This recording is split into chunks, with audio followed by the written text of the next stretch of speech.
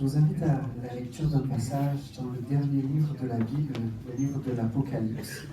Il est écrit « Moi, Jésus, j'ai envoyé mon ange pour rendre témoignage à ces vérités destinées aux églises. Je suis le rejeton de la racine de David, son descendant. C'est moi, l'étoile brillante du matin. Et l'Esprit et l'Épouse disent « Viens ». Et on va être de cela ce matin. Nous sommes l'Église de Jésus-Christ et nous voulons lui dire « Viens ». Que celui qui entend ces paroles dise « Viens ». Que celui qui a soif vienne. Que celui qui veut de l'eau de la vie la reçoive gratuitement. Et un peu plus loin, le témoin qui affirme ces choses déclare « Oui, je viens bientôt.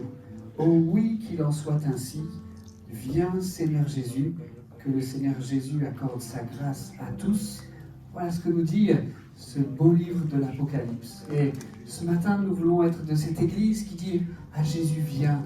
Viens, c'est sûr, pour l'heure glorieuse de ton retour, mais viens aussi dans ce lieu ce matin. Viens dans nos cœurs. » Nous avons lu qu'il y a également quelque chose qui vient de nous, qui part de nous, que celui qui a soif vienne, que celui qui veut de la vie la reçoive gratuitement. On est venu dans ce lieu, mais on ne veut pas arrêter la démarche ici. On va aller jusqu'au Seigneur. On veut puiser en lui toute cette eau qui nous est nécessaire et qui nous communique la vie. Seigneur, nous venons vers toi et Seigneur, nous t'attendons. Merci pour ta présence et fais de ces moments des moments qui te glorifieront. Amen.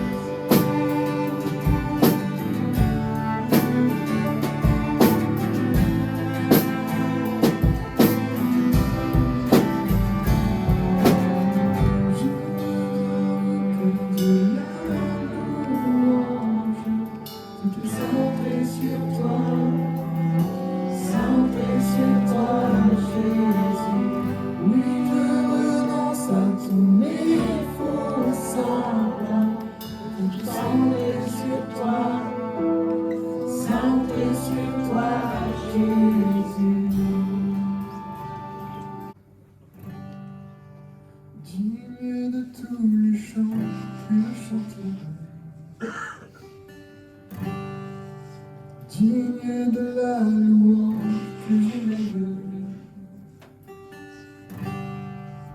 digne de chaque souffle que je te rendrai, je vis pour toi.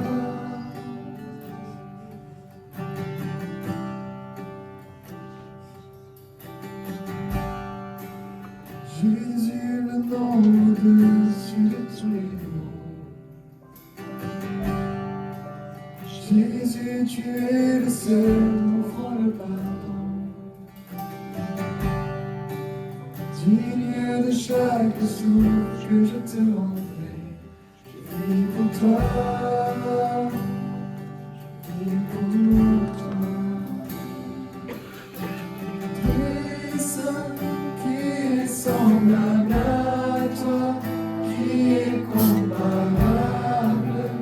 Ouvre mes yeux à ta beauté, déverse ton cœur en moi, révèle ton amour est en moi, passionné de ce que tu es.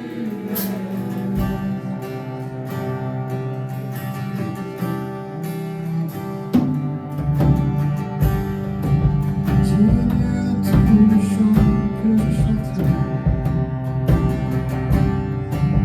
digne de la louange que j'élèverai, digne de chaque souffle que je te rendrai, je vis pour toi.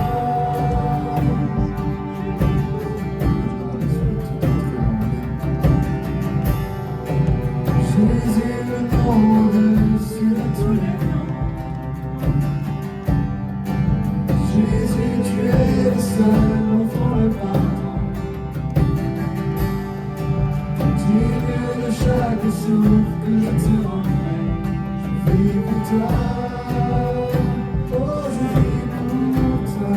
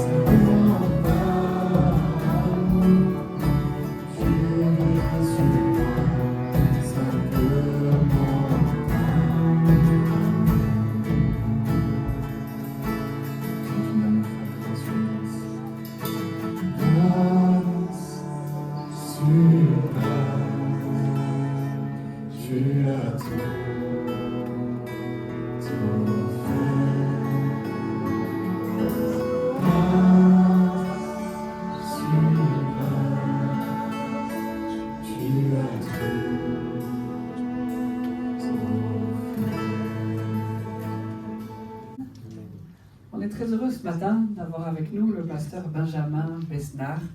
Il nous vient de Quimper. Il avait le choix soit de venir à vélo, soit de prendre le train. Il a choisi le train. Il est arrivé hier après-midi. On est très heureux de l'avoir avec nous. Déjà, hier, on a pu bénéficier de son ministère. Il a prêché à la réunion Ado Jeunes que nous avions hier soir. Des moments particulièrement bénis par rapport à cette grande question du retour de Jésus. Et on est reconnaissant de ce que Benjamin a pu partager avec nous. Il va le faire encore ce matin. Le Seigneur a mis un message sur son cœur. Un message qui est pour nous, spécifiquement, que le Saint-Esprit voudra appuyer sur chacune de nos vies. Alors, soyons attentifs à sa voix et on dit à Benjamin, bienvenue et tu as toute liberté au milieu de nous, que le Seigneur t'utilise. Amen. Merci beaucoup, merci Emmanuel, merci pour l'invitation et merci pour l'accueil aussi très fraternel depuis hier et même avant que je vienne déjà je me sentais bienvenu. Je viens de Quimper en Bretagne. Et comme dirait quelqu'un que vous connaissez dans la Bible, je suis citoyen d'une région qui n'est pas des moindres, mais il disait ça pour autre chose, mais moi je suis citoyen d'une région, la Bretagne, de par ma naissance. Je n'ai pas acquis à prix d'argent, mais je suis très heureux de pouvoir servir le Seigneur. Je suis originaire de là-bas et je sers le Seigneur là-bas. Je suis sorti un peu de Bretagne quand même, mais j'y suis revenu sous la direction de Dieu et je suis très heureux de pouvoir partager avec vous quelques instants et notamment la parole de Dieu. Je voudrais vous transmettre les salutations de l'Église de Quimper, qui est une implantation, puisqu'avec mon épouse, nous avons été appelés à y aller, à nous y installer il y a environ 13 ans maintenant. Ça fera 13 ans cette année. Et nous avons ouvert les locaux et l'église en 2013. Donc ce sera la 11e année cette année. On est très heureux de voir l'œuvre que Dieu y fait. et d'y prendre part autant qu'il nous le permet. Vous avez également les salutations de mon épouse, Gaëlle, qui est restée et qui est encore à la maison, nos deux derniers, nos deux garçons, notre grande n'étant plus à la maison. Bien, ceci étant dit, ce qui brûle sur mon cœur, c'est de partager la parole de Dieu avec vous, et je voudrais le faire tout simplement. Et peut-être vous donner, ça va apparaître ici, le titre de ce message que j'ai donné à ce message, c'est le goût de la grâce. Amen. Savez-vous que la grâce a un goût? Que ce que Dieu nous donne a un goût. D'ailleurs, l'apôtre qui a écrit l'épître aux Hébreux dit qu'on peut goûter le don de Dieu, donc on peut goûter les choses. Je ne sais pas quel goût ça a, mais pour introduire, je me suis dit, tiens, il y a, enfin je ne sais pas quel goût vous lui donnez, moi je sais quel goût elle a dans ma vie. Mais pour introduire, je pensais à cela hier alors que j'étais avec les ados et les jeunes. Il y a quelqu'un qui parlait d'une expérience pas traumatisante, mais faite avec un enfant. Je ne sais plus qui a dit ça, mais mettre une glace dans la bouche, c'était qui a dit ça? Mettre une glace dans la bouche d'un enfant, c'était toi? C'était toi, Céline? Mettre une glace dans la bouche d'un enfant, puis on voit les yeux des enfants qui s'écarquillent, vous savez. Ils découvrent une saveur, ils découvrent quelque chose. Et faites le test, donnez une glace si vous voulez, ou un biscuit qui a de la saveur, un bon biscuit à un enfant. Et puis, une fois qu'il aura terminé le biscuit, je ne sais pas comment ils sont ici les enfants, mais chez nous, à la fin, ils sont... Parce qu'ils se disent, mais pourquoi il n'y en a plus? Ils en veulent un autre, ils en veulent encore et encore. Un verset de la parole de Dieu dit ceci: mieux vaut la fin d'une chose que son commencement. Allez le dire aux enfants quand ils ont goûté un biscuit. Des fois, on voudrait que ça ne se termine jamais, le commencement. Le goût de quelque chose de nouveau, le goût de quelque chose que Dieu vient de nous offrir. Nous avons la faveur de la part de Dieu de connaître des choses bonnes que Dieu nous donne. On a chanté grâce sur grâce et Dieu nous donne des grâces et encore des grâces. On a besoin de la grâce de Dieu. Et quand des choses de la vie viennent et retirent non pas la grâce, mais le sentiment d'une faveur de Dieu dans nos vies, quand l'épreuve vient, alors que Dieu nous a donné sa grâce, il y a quelque chose de frustrant qui peut s'élever en nous, parfois une amertume qui peut grandir dans nos cœurs. On a goûté à la grâce de Dieu, puis tout à coup une épreuve. Pour qui, pourquoi, là je ne vais pas entrer dans tous les débats, mais quand même on va essayer de voir ce que la parole de Dieu en dit. Mais est-ce que c'est de ma faute? Est-ce que c'est le chemin de Dieu? Est-ce que c'est pour éprouver ma foi? Est-ce que j'ai raté un tournant, un virage? Mais une épreuve vient nous priver d'une grâce initiale, et alors il y a quelque chose qui bouleverse notre cœur, qui stoppe notre marche, ou en tout cas qui semble vouloir la stopper. Et c'est de ça dont je veux parler avec vous. On va voir ensemble quel est le but réel de la grâce de Dieu, afin qu'on puisse apprécier le goût de la grâce de Dieu jusqu'au bout, et pas seulement la première bouchée. Pas seulement la première fois, le premier moment où la grâce de Dieu nous a touchés. Alors, je lis avec vous dans l'Évangile selon Luc, chapitre 1er, verset 28. C'est le récit de ce moment où l'ange Gabriel vient vers Marie et va lui annoncer qu'elle va devenir la mère de Jésus. Grande nouvelle et unique nouvelle. Luc chapitre 1, verset 28. Ce sera un simple verset où il est dit ceci.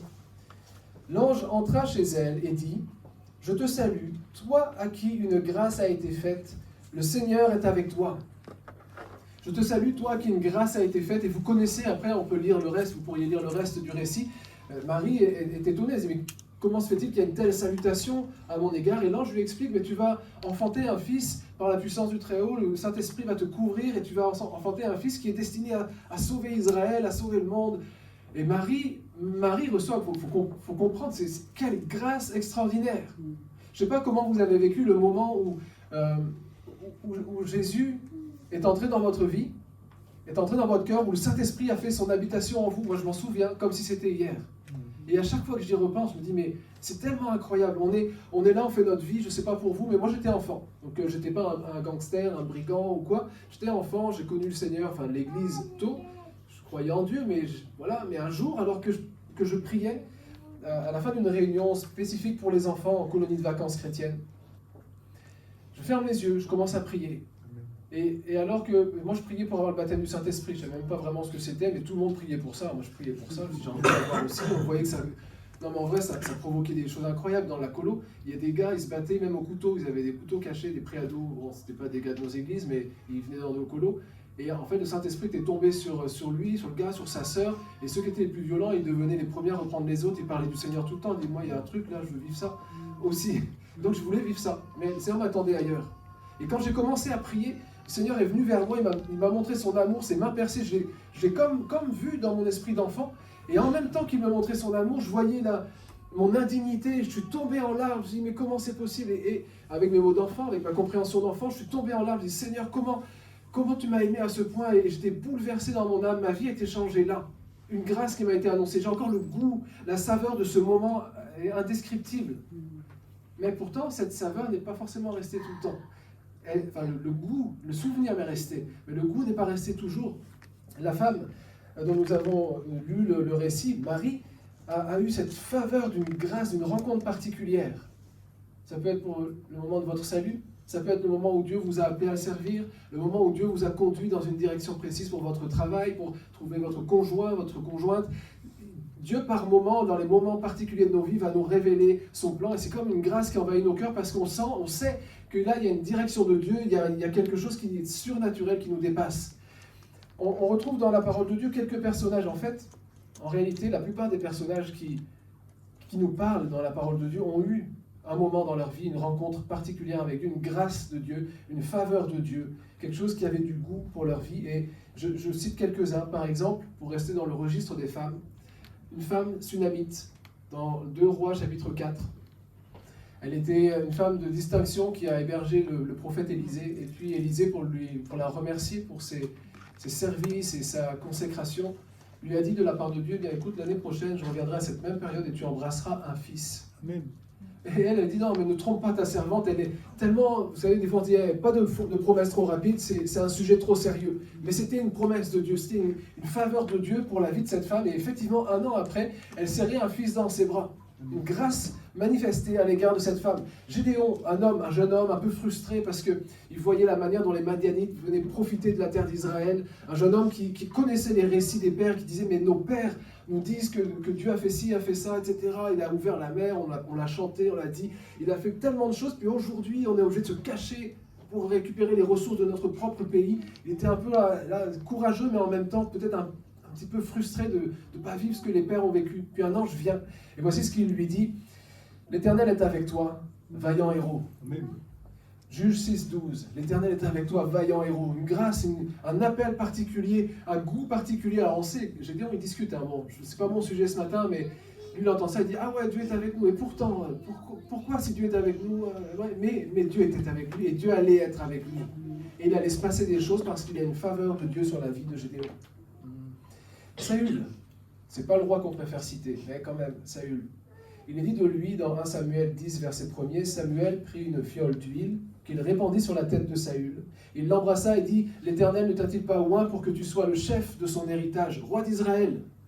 Comment une vie bascule comme ça à un moment où la faveur de Dieu est donnée à un homme, à une femme?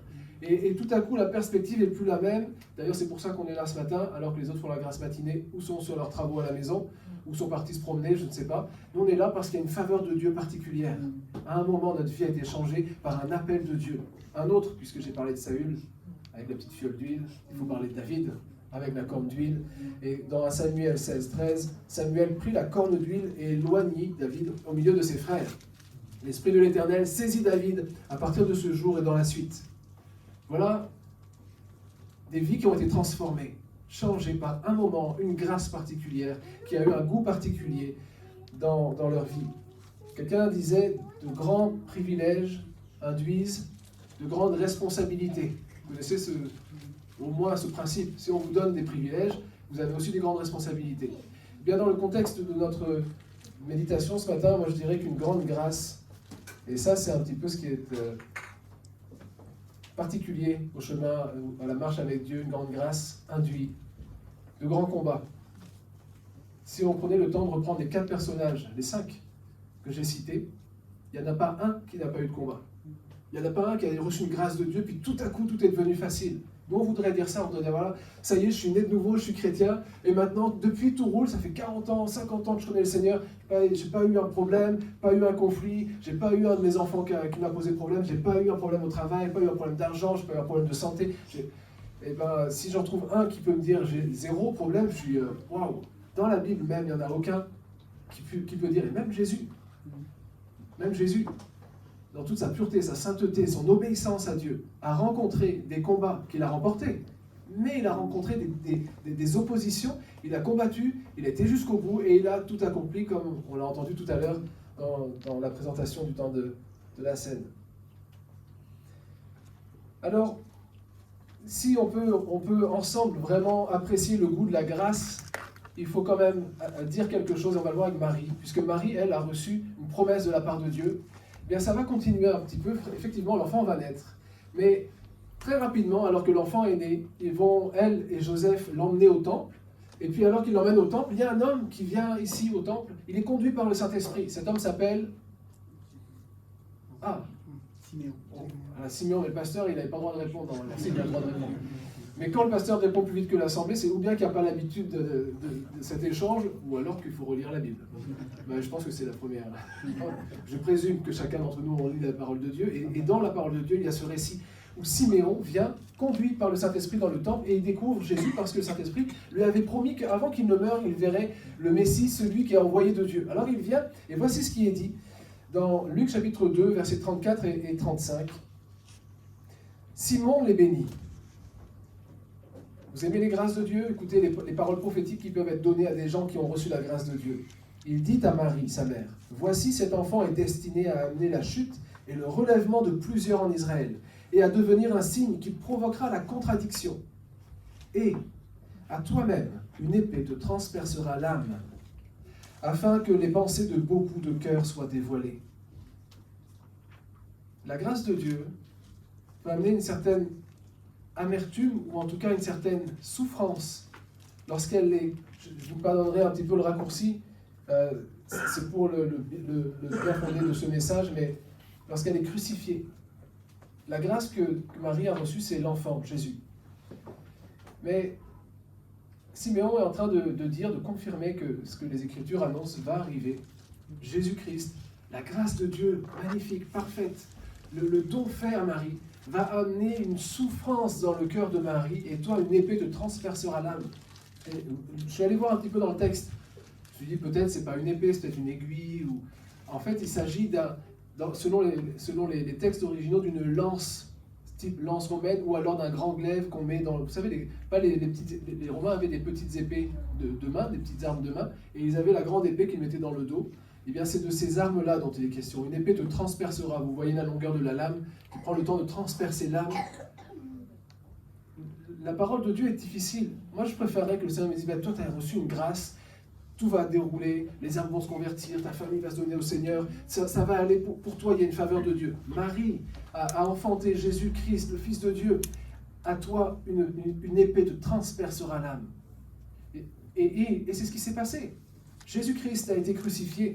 Alors nous, on lit le récit, on rend grâce au Seigneur, on connaît la fin de l'histoire, tout est accompli, puis il meurt et puis il ressuscite, il est élevé auprès du Père. Mais là, il y a une maman qui regarde son fils, ok, né de Dieu, né par l'Esprit Saint, etc. Mais c'est son fils qu'elle a vu grandir, qu'elle a accompagné, elle le voit mourir sur une croix. La souffrance de son âme, et en même temps qu'elle souffre parce qu'elle voit son fils mourir, c'est le moment où le monde entier obtient le moyen du salut. Et grâce à ce moment où pendant lequel elle souffre, il se passe quelque chose pour que le monde entier soit sauvé. Et si la grâce de Dieu n'était pas destinée à être juste un cadeau pour dire « qu'est-ce que tu es bon ». Et si la grâce de Dieu, c'était pas juste de dire « Dieu prend soin de moi », mais c'était de dire « en me bénissant, en me faisant grâce, Dieu vise quelque chose de plus grand, pas en moi, c'est pas Marie qui a sauvé. C'est pas en moi, c'est pas en vous, il vise quelque chose de plus grand parce qu'il est en train de servir son destin, son dessein, son plan pour l'humanité. J'ai pris un exemple de ce moment qui peut être difficile à vivre pour nous lorsque nous recevons quelque chose et puis que Dieu, au moment où il le veut, nous le reprend. Il y a quelqu'un à qui c'est arrivé, il y en a plusieurs, mais il y en a un à qui c'est arrivé, il est très intéressant comme personnage. C'est un homme qui nous prouve que Dieu peut se servir de qui il veut. C'est Jonas. Jonas a, tant bien que mal, fini par aller à Ninive, une grande ville dans laquelle il y avait beaucoup de corruption, où il y avait de la débauche, etc. Et puis lui, il vient avec un message, il n'avait même pas envie de donner le message, pourtant c'était un bon message pour un Hébreu qui en avait après les Ninivites, donc après les Assyriens, c'était de dire que dans 40 jours la ville sera détruite et tout, mais il n'avait même pas envie de dire ça. Mais il est allé quand même parce que Dieu allait le chercher. Et il arrive à Ninive, il prêche, la ville se convertit. Alors lui, il faut creuser un peu, il y a tout un contexte, mais il n'est pas content. Parce que la grâce de Dieu, c'est pour Israël et tous les jugements, c'est pour les autres. Et puis finalement, la ville se convertit, se tourne vers Dieu, Dieu use de patience. Jonas, lui, sort de la ville. Il s'installe à l'extérieur. On n'est pas là dans le sud de la France, bien confortable. On n'est certainement pas dans la Bretagne luxuriante et verte, bien humide. On est dans un endroit bien désertique. Il fait chaud, il se construit une cabane, il se met à l'abri, mais il a chaud. Et puis Dieu fait pousser un ricin, un arbuste qui va lui accorder de l'ombre avec de la fraîcheur, du feuillage vert, etc. Et il apprécie la fraîcheur. Qu'est-ce que ça lui fait du bien. Et en une nuit, Dieu envoie un ver qui détruit, qui tue le ricin, les feuilles tombent, il sèche. Et au matin, notre cher Jonas, au moment où le soleil tape, notre cher Jonas commence à, comme l'enfant qui a pu son gâteau, là, et il commence à s'irriter, puis Dieu vient vers lui et dit, mais fais-tu bien de t'irriter pour ce ricin? Alors Jonas, il n'a pas peur. Hein. Ouais, je fais bien de m'irriter jusqu'à la mort, même jusqu'à la mort. J'en ai marre de cette vie. Et Dieu va lui donner une leçon, il va lui dire, mais toi tu t'irrites pour ce ricin qui t'a rien coûté, il a poussé, il a disparu, et moi je ne peux pas prendre à cœur vraiment cette ville qui a des dizaines de milliers, 120 000 âmes, etc. Je ne peux pas faire ça. Il lui donne une leçon là. Pourquoi je dis ça? Parce que la grâce de Dieu, ce n'était pas le ricin. Mais au travers de cette grâce ponctuelle, ce don que Dieu fait à ce moment-là, Dieu vise quelque chose d'autre. Et souvent, nous, on voit le cadeau, on se dit, le ricin, ça y est, il est à moi. Jésus, il est à moi. La grâce, elle est à moi. Les enfants, ils sont à moi. Le travail, il est à moi. La bénédiction est à moi. Dieu m'aime, il me donne. Et en fait, non, il nous donne parce qu'il vise quelque chose d'autre. Il te donne le ricin parce qu'avec le ricin, il vise quelque chose de plus grand, quelque chose de plus important pour ta vie que de profiter d'un peu d'ombre. Tu vas découvrir qui est le Seigneur et combien son amour est grand. Jonas a été éprouvé. Il a reçu une direction de Dieu, il a été béni, et puis il a reçu le ricin, mais le ricin a disparu. David, dont je parlais tout à l'heure, je ne vais pas reprendre tous les exemples, mais David a reçu une onction incroyable, une corne d'huile qui affirme, qui confirme qu'il a reçu une vocation particulière. Quand vous lisez la vie de David dans 1 Samuel, vous vous dites, mais c'est quoi? Moi je ne veux pas de cet appel-là. Passe son temps à fuir. Il vit dans une grotte. Des fois, il est poursuivi par Saül et s'il n'a pas le bon réflexe d'aller demander la volonté de Dieu, il peut même se faire attraper. Il suffit d'un moment de faiblesse spirituelle et il aurait pu tomber dans une ville où il pensait se protéger à un moment. Il a consulté le Seigneur et le Seigneur a dit, mais ils vont te livrer si tu restes là. S'il n'avait pas consulté Dieu, il serait resté dans la ville. Il aurait été livré, c'était terminé. Il se cache dans les grottes, il est poursuivi, il a froid, il est méprisé. Enfin, c'est ça l'appel, c'est ça la grâce de Dieu. Du coup, je me dis, Seigneur, ta grâce pour mes frères et sœurs. Hein. Moi, je suis une petite, ça ira. Sérieusement, si on ne comprend pas la portée, la valeur, le goût réel de la grâce, que doit avoir la grâce dans nos vies, il est possible qu'on se demande, mais est-ce que Dieu, tu t'es pas trompé? Est-ce que j'ai cru que c'était une grâce, mais que ça n'en était pas une? Est-ce que l'appel de Dieu pour ma vie, c'est vraiment une bénédiction ou c'en est pas une? C'en est une. Mais peut-être pas la manière qu'on considère au premier abord. Il fallait que Jésus soit crucifié. Il fallait que la grâce que Dieu avait accordée à Marie soit offerte au monde. Et Marie n'était qu'un vecteur pour bénir le monde. Et si toute grâce que Dieu nous fait était simplement une bénédiction d'un temps pour bénir d'autres, et si on avait tort de se rebeller contre Dieu quand il nous a donné puis qu'il a repris, vous savez que Job a été capable de dire, l'Éternel a donné, l'Éternel a ôté, que le nom de l'Éternel soit béni. Amen. Mais il y avait des enjeux, parce que là-haut dans le ciel, il y avait un certain adversaire nommé Satan qui disait à Dieu, mais prends-lui tout ce qu'il a, il te renie, c'est terminé. Il va se détourner de toi. Il y avait des enjeux. Si Job n'avait pas été spirituel, imaginez Satan qui vient devant Dieu et dit, alors, qu'est-ce que je t'avais dit? Je suis peut-être le menteur, mais j'avais raison. Les hommes ne sont pas fiables, ceci, cela, si tu leur enlèves leur bénédiction. Et Job est un exemple incroyable pour nous. Sur ce troisième point, j'aimerais m'arrêter sur le fruit de la grâce. Nous, on aime bien le goût, mais Dieu s'intéresse aux fruits. Et on aime bien, moi j'aime, je veux dire, je ne peux pas mentir, j'aime me souvenir des moments où Dieu a déversé des choses dans ma vie et ça a bouleversé ma vie. Mais la vérité, c'est que c'est juste des souvenirs. Et ça, je ne suis pas trop passéiste. J'aime des choses du passé, mais je crois qu'on est appelé, comme l'apôtre Paul le dit, à nous tourner vers ce qui est en avant et à courir. Et je crois que la grâce que Dieu nous donne, elle est bonne au goût, mais elle doit produire quelque chose dans nos vies. Sinon, c'est peut-être que, ou bien elle n'a pas encore mûri, ou alors on n'a peut-être pas saisi la portée de la grâce de Dieu. Quelques grâces que Dieu peut nous faire, c'est jamais juste pour nous faire plaisir. Ça nous fait du bien, parce que c'est la grâce de Dieu. C'est une méritée, c'est une faveur qu'on ne peut pas comprendre. C'est vraiment un don. Mais c'est pas juste un cadeau, et je pèse mes mots. Je sais qu'on a tendance à le dire. Dans un sens, c'est offert, donc c'est un cadeau. Mais souvent, les cadeaux, nous, on en fait ce qu'on veut. Après, même si vous ne l'aimez pas, vous le revendez.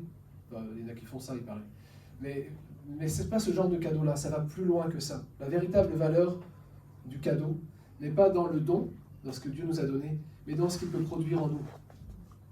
La véritable valeur du cadeau, de la grâce, elle n'est pas dans le don, dans le fait que Dieu a donné quelque chose, mais ce que ça va produire en nous. Et c'est complètement cohérent avec les Écritures.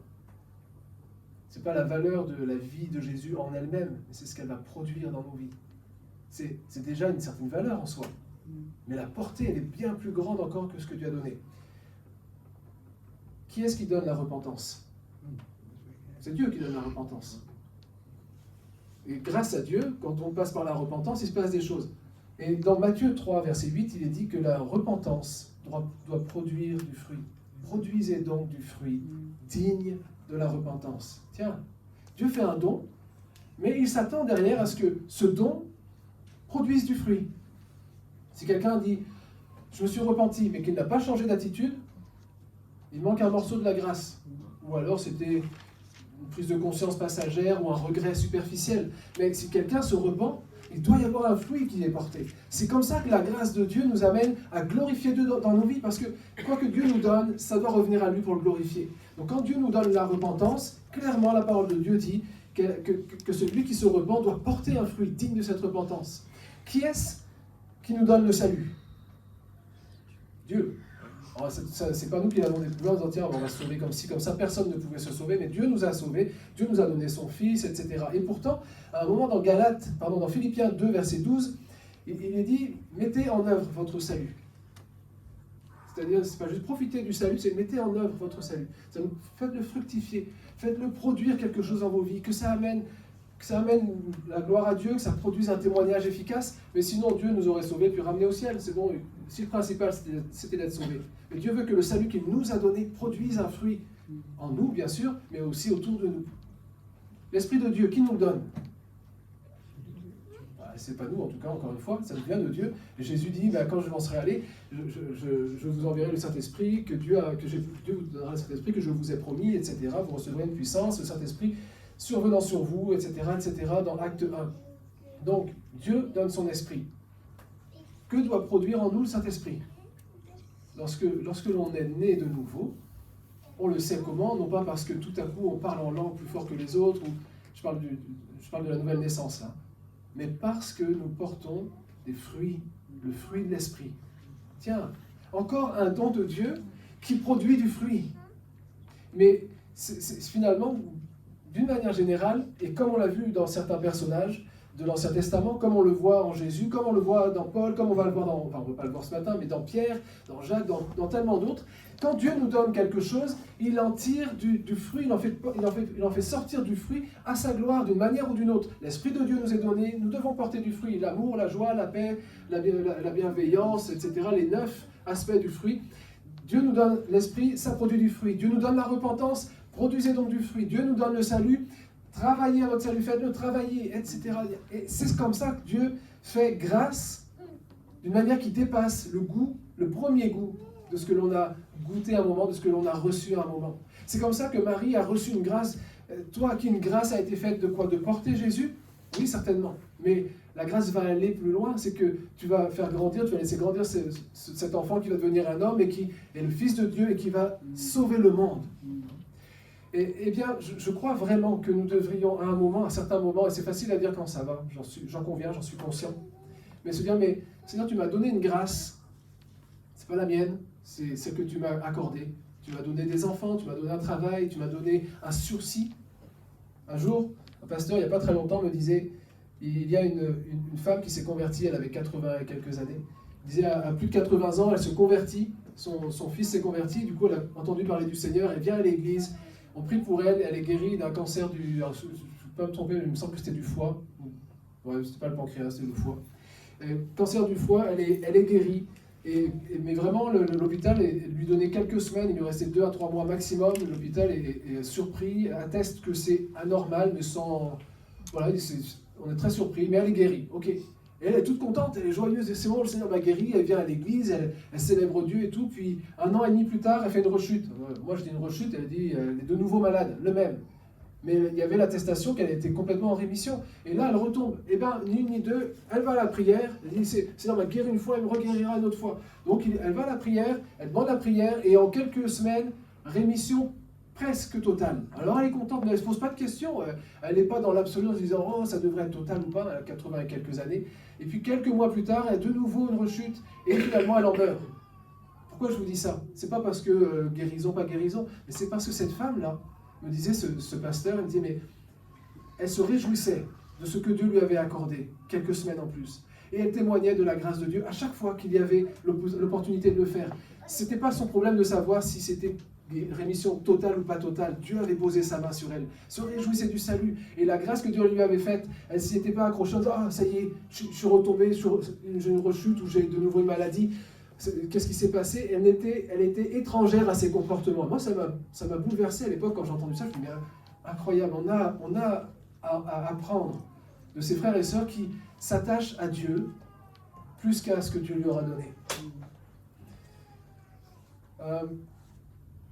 Dieu a dit à Paul, alors que Paul était atteint dans sa chair, il y avait une écharpe dans la chair, comme il dit, un ange de Satan pour le frapper.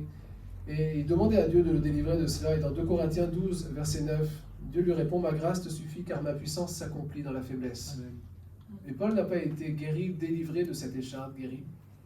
Mais dans ce contexte-là, Dieu, en tout cas je le constate, puisqu'il le dit lui-même, avait prévu de favoriser la démonstration de sa puissance plutôt que de le guérir. La parole de Dieu est très claire, il dit « Ma puissance ». Ce qui a importé à Dieu à ce moment-là, c'était que sa puissance se manifeste. Et dans cette situation, Dieu dit, ma puissance va s'accomplir dans ta faiblesse. Peut-être Paul se disait, mais ma guérison sera un plus grand témoignage, je serai plus libre, je serai plus à l'aise pour prêcher. Bon, je ne sais pas ce qu'il pouvait se dire, mais Dieu lui a dit, moi, voilà mon projet. La grâce, c'était mon appel sur ta vie. Ma grâce, c'était de te permettre de me servir, etc. Maintenant, comprends bien, ta faiblesse, ce n'est pas un problème, ma puissance va s'accomplir au travers de ta faiblesse. Amen. On a notre avis sur les choses. Et Paul, plusieurs fois, a demandé la délivrance de cette écharpe dans la chair. Moi, quand je suis malade ou si j'ai une douleur, je priais aussi. Mais quand le Seigneur dit finalement, hey, ma puissance va s'accomplir dans ta faiblesse, ben, écoute Seigneur, fais selon ce que tu veux.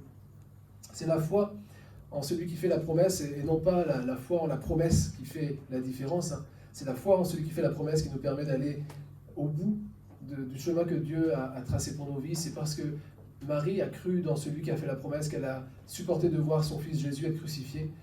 C'est parce que la femme sunamite, on n'a pas lu son récit, mais si vous lisez le récit, le fils qui lui a été donné est mort quelques années après. Qu'est-ce qu'elle a fait, cette femme?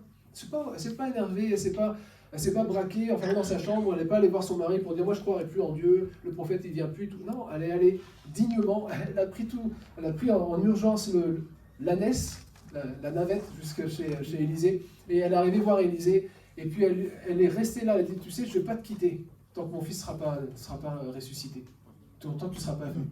Donc Élisée est rentré, il est revenu à la maison, et par la grâce de Dieu, il a ressuscité cet enfant.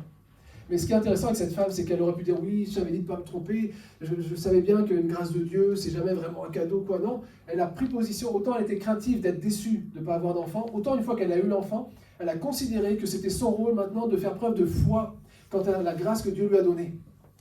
Et elle est allée jusqu'au bout en allant consulter l'homme de Dieu, comme nous irions jusqu'au bout en allant dans notre chambre, fermer notre porte et nous retrouver dans le secret pour parler cœur à cœur avec Dieu en disant « je ne sais pas, je ne comprends pas tout ce qui se passe, mais je sais que tu as la solution. Je sais que tu n'es pas étranger à ce qui m'arrive. Je sais que c'est toi qui m'as appelé. Je sais que c'est toi qui m'as donné ce fils, cette fille, qui m'a donné ce conjoint, qui m'a donné ce travail, qui m'a implanté, qui m'a placé là dans cette église. Je sais que c'est toi. » Et c'est ainsi qu'elle a vu le Seigneur intervenir, cette fois-ci pour une guérison, une résurrection. Ce n'est pas toujours le cas, mais c'est aussi parfois le cas. Je termine avec un dernier exemple sur ce point. L'exemple d'Abraham. Vous connaissez son histoire, on l'appelle le père des croyants. C'est lui qui est une référence pour tellement d'hommes et de femmes dans ce monde. Et cet homme qui a attendu la naissance d'Isaac pendant tellement d'années, à la centaine d'années, soyons patients. Vous trouvez que c'est long d'attendre? Bon. Alors, regardez Abraham, à 100 ans, il a enfin un fils. Le fils naît, Abraham se réjouit de ce fils. Il aime Ismaël, le premier, il aime Isaac, mais Isaac, c'est le fils de la promesse. Et cette grâce a une saveur particulière. Mais à un moment, dans Genèse 22, Dieu dit à Abraham, donne-moi ton fils, ton unique, celui que tu aimes. Offre-le en sacrifice. Puis Abraham, le matin, il a entendu ça, il ne discute pas, il prend les affaires, il prépare son voyage, il emmène le bois, le feu, le couteau, il va vers le mont Morija, il laisse ses serviteurs, il monte sur le mont avec son fils, il l'installe, il pose, il place son fils sur l'autel. Et au moment où il allait saisir le couteau, l'ange de l'Éternel l'arrête. Nous, on regarde ça, bah ouais, on sait bien sûr que Dieu ne va pas permettre qu'il le tue, mais nous, on a le récit complet. Mais lui, il est en train de faire quelque chose. L'Épître aux Hébreux nous révèle que Abraham croyait que Dieu pouvait lui rendre son fils par une forme de résurrection. Et nous parfois, on lit ça, on se dit, ben oui, le Seigneur l'a éprouvé, mais il n'y a pas de problème. On est en train de faire le chemin, on dit, de toute façon, Dieu va l'arrêter avant le moment fatidique. Ben, laissez-moi vous dire que si vous réfléchissez comme ça dans votre vie, vous êtes sur le chemin de l'échec. Abraham n'a pas réfléchi en disant, de toute façon, Dieu ne permettra pas qu'on le tue, parce que ce n'est pas un Dieu qui demande des sacrifices humains, ce n'est pas un Dieu qui va reprendre ce qu'il a donné. Aucune réflexion de ce genre-là. Dieu lui a dit, donne-moi ton fils. Alors, il est allé donner son fils. Est-ce que des fois, on n'est pas en train de calculer, le Seigneur nous demande quelque chose, puis nous, on est déjà en train de calculer. Oui, il nous demande ça, mais dans la Bible, c'est écrit ça et ça et ça. Donc, probablement, je n'ai même pas besoin d'aller jusqu'à Morija, je vais me fatiguer pour rien, parce que Dieu ne va pas permettre que mon fils meure. On trouve chez Abraham une forme d'obéissance qui dépasse mon entendement, en tout cas. Je ne sais pas comment on peut avoir reçu une grâce de Dieu, une telle faveur, l'avoir attendu si longtemps, avoir eu un fils qu'on a aimé, qu'on aime, qu'on élève, être adorateur du Dieu de la vie, et puis accepter d'entendre que Dieu nous dit, ben maintenant offre-moi ton fils. Alors si ce n'est pas nous qui devons l'offrir, il arrive parfois qu'il nous le reprenne. Un être cher, il reprenne un enfant, qu'il reprenne un frère, ça peut arriver. Et comment on réagit là? Comment ça, le Dieu de la vie a repris mon frère, mon fils, je ne sais pas quoi, a repris mon travail, m'a ruiné, m'a permis que je me ruine, etc. On ne comprend pas ça. Abraham, lui, il est même prêt à faire la démarche d'aller jusqu'à Morija pour offrir ce que Dieu lui a donné. Parce qu'il fait confiance à Dieu. Et parce que nous croyons que Dieu sait ce qu'il fait, nous devons prendre exemple sur Abraham et lui faire confiance à celui qui nous a fait la promesse. Dieu sait pourquoi il nous demande les choses. Dans le désert, à un moment, le peuple d'Israël avait une fois de plus élevé la voix contre Dieu. Et il y avait un homme très spirituel dans le peuple d'Israël qui conduisait le peuple d'Israël, Moïse. Et Dieu dit à Moïse, alors qu'une plaie est en train de se répandre dans une plaie liée à des serpents qui mordent le peuple, elle se répand dans le camp. Dieu dit, construis un serpent d'airain et mets-le sur une perche et va te placer entre ceux qui sont atteints et ceux qui ne sont pas encore atteints. Et c'est intéressant de se dire, mais Dieu qui a détruit, c'est pas lui qui a détruit, mais qui a poussé Moïse à détruire le veau d'or, le réduire en poussière, faire voir l'eau du torrent dans lequel il a mis la poussière d'or à tous ceux qui avaient commis de l'idolâtrie, parce qu'ils avaient créé un veau d'or. Dieu dit à Moïse, toi tu vas faire pas un veau d'or, mais un serpent d'airain. Nous aujourd'hui c'est pareil, on dit oui, c'est un symbole de la croix, comme Jésus en a parlé en Jean 3, c'est bien, ouais, mais à l'époque, il faut comprendre, Dieu est contre le veau d'or, mais il est pour le serpent d'airain. Moïse n'a pas contredit l'ordre de Dieu. Il était en train d'accomplir un acte prophétique qu'il ne saisissait peut-être pas encore à ce moment-là, mais il fait confiance à Dieu. C'est pas normal de faire un serpent d'airain, c'est pas grave. C'est comme ça, Dieu m'a donné une direction et il va accomplir là, il va obéir, et cet acte d'obéissance va amener la guérison et l'arrêt de la plaie dans le peuple d'Israël. Peut-être que parmi nous, et en tout cas c'est ce qui est fortement sur mon cœur, il y a quelqu'un ou quelques-uns qui en veulent à Dieu de leur avoir enlevé quelque chose qu'il leur a donné. Ça peut arriver à tout le monde, et peut-être que ce matin, il y en a certains ou certaines parmi nous qui sont vraiment affectés par le fait que quelque chose que Dieu avait été accordé lui a été retiré. Et la tentation est grande là maintenant de dire, bon, maintenant je me range un peu, petite foi tranquille, j'irai juste à l'église, mais j'arrête de m'impliquer de trop parce que c'est trop douloureux. de voir comment est-ce que quand on fait confiance à Dieu, la grâce de Dieu nous semble enlevée, ou en tout cas la bénédiction nous semble enlevée à un moment. Et je voudrais donner une parole qui, je crois, est une parole, en tout cas prophétique, elle l'est, puisqu'elle est écrite dans la parole de Dieu, mais dans Hébreux 11, il est dit que Dieu avait en vue quelque chose de meilleur. Et moi, je ne sais pas, je ne peux pas connaître les souffrances qui sont les vôtres, j'ai déjà assez à faire avec les miennes. Mais ce que je sais, c'est que Dieu a quelque chose en vue pour vous, pour toi, de meilleur que ce que tu as connu jusque-là. Abraham savait ça. Les hommes, les héros de la foi, tous ceux qu'on voit dans Hébreux 11, etc., savaient ça. Que malgré les souffrances, pour certains les persécutions, voire la manière horrible par laquelle ils ont été tués, malgré tout ça, ils savaient qu'il y avait quelque chose de meilleur en réserve.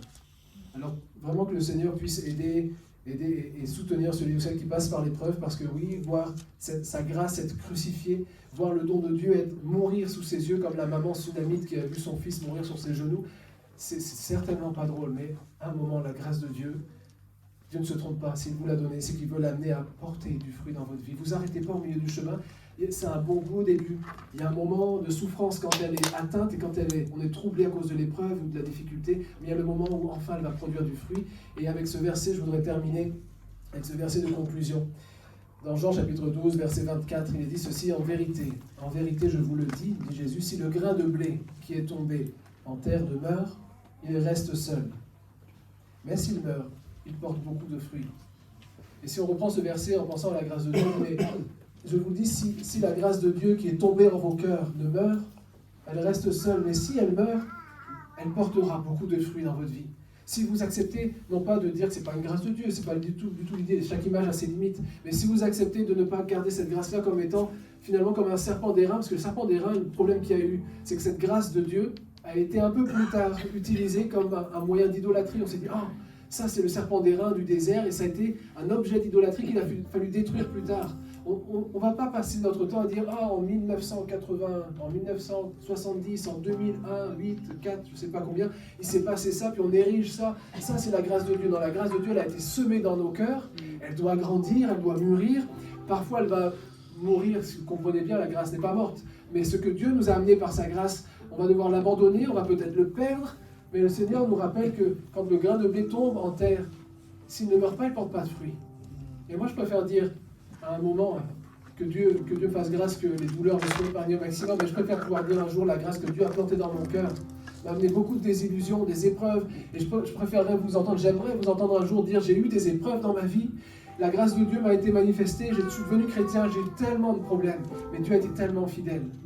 Et quand j'ai persévéré, quand j'ai pleuré et prié, quand j'ai prié mais vaincu, j'ai vu le Seigneur manifester sa grâce. Oui, ça m'a coûté cher. Ah oui, j'étais plus tranquille avant. C'était tellement mieux quand finalement, enfin ça c'est ce que parfois certains pensent, quand j'étais en Égypte, j'avais de l'ail, j'avais des oignons, j'avais du poisson, mais tu étais esclave en Égypte. La grâce de Dieu est extraordinaire. Mais quand elle nous fait passer par l'épreuve, elle est déstabilisante. Vraiment. Mais quand on va au bout et que le grain de blé porte du fruit, alors c'est comme la repentance, elle produit du fruit, gloire à Dieu. Le salut, s'il amène une transformation dans nos vies et il le fait, c'est extraordinaire, gloire à Dieu. Le Saint-Esprit, quand il agit en nous, ça amène des fruits qu'on ne portait pas avant. C'est douloureux, c'est pas toujours drôle. Et puis de toute façon, c'est Dieu qui fait ce qu'il veut. Mais puissions-nous aimer le goût de la grâce et nous intéresser aux fruits qu'elle porte dans nos vies. La mort du ricin a permis à Jonas de découvrir la bonté de Dieu. La mort de l'enfant de la Sunamite a permis à la maman de manifester sa foi. La mort de Jésus a permis le salut de l'humanité. J'ai tout dit et en même temps, il y a tellement à vivre. Si vous voulez bien, je propose qu'on ferme les yeux et je crois que c'est un moment qui va plus loin que juste la réflexion maintenant. Ça va plus loin que la méditation qui voudrait nous amener à nous dire oui, je crois que la Bible dit la vérité ou dit pas la vérité. Il y a une position de foi à prendre. On croit à la parole de Dieu. Mais je crois que ce matin, peut-être quelqu'un ou quelques-uns ont juste besoin de prendre position et de dire ok, j'entends ce qui a été dit, vous avez le droit de pas être d'accord avec moi, on n'est pas en train de faire un débat. Mais je crois qu'il y a une parole de Dieu pour nous ce matin et que le Seigneur attend à ce que quelqu'un se place sur le terrain de la foi, comme Abraham l'a fait. Et je vous invite, si c'est le cas, à vous lever en disant moi je suis prêt à aller à Moriah. Peut-être que vous avez déjà perdu votre Isaac. Peut-être vous avez déjà perdu quelque chose que Dieu vous a donné et vous êtes encore dans l'incompréhension, mais ce matin, une opportunité est donnée de dire, mais ce que j'ai amené, ce que j'ai perdu, c'est pas perdu. Dieu va faire quelque chose. Amen. Il va faire porter du fruit. Il va amener une conséquence pour sa gloire. Si quelqu'un a encore besoin, juste maintenant, de manifester sa foi, faites-le et on prie ensemble. Seigneur, je veux vraiment te demander toute ta grâce. Amen. On en a besoin au début, elle fait du bien à nos cœurs, elle nous réjouit. Elle nous fait peut-être pleurer de joie ou éclater en allégresse. Et ensuite, il y a aussi ces moments de combat, de lutte, pendant lesquels nous voyons même Jésus, Fils de Dieu, être angoissé jusqu'à avoir des grumeaux de sang. Pendant laquelle, ce temps de grâce, nous voyons de l'opposition parfois. Et tu connais mes frères, mes sœurs, ceux qui ce matin se lèvent et disent Seigneur, je veux me placer sur le terrain de la foi. Tu connais les sacrifices que tu leur as demandés ou les choses que tu leur as reprises. Seigneur, je te prie maintenant de leur donner la joie de voir le grain de blé tomber en terre, porter du fruit. Je te prie, Seigneur, pour qu'il n'y ait pas un regard en arrière qui persiste, une amertume, une souffrance liée à cette crucifixion, mais plutôt une joie. Et aujourd'hui, nous regardons la croix avec joie, avec reconnaissance. Je te prie qu'ils puissent regarder leur vie, cette grâce que tu leur as faite, qui a peut-être amené des souffrances dans leur vie, mais que tu puisses leur donner de la regarder avec reconnaissance. Seigneur, je te prie pour des fruits abondants dans leur vie maintenant. Je te prie pour que cette Église, ton Église, puisse porter un fruit abondant dans la grâce, Seigneur. Ce n'est pas une grâce légère. Nous acceptons ce que tu nous donnes, nous acceptons que tu reprennes. Et en toute chose, nous voulons glorifier ton nom. Seigneur, pardon pour ces moments où nous résistons à l'œuvre que tu fais. Pardon pour ces moments où notre chair prend le dessus, mais maintenant, c'est ton esprit qui parle à nos cœurs. Et tu nous amènes plus loin, Seigneur. Bénis tes enfants. Et que toute ton Église soit au bénéfice de ta grâce, une grâce réelle, mature et profonde. Amen.